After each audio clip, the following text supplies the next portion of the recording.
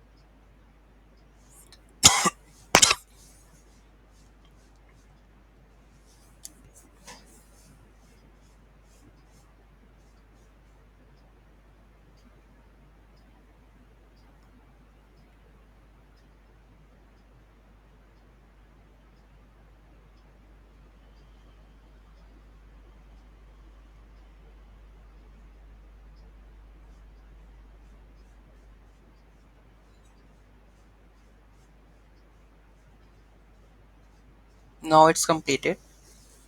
Okay, installing the template dependencies using the npm.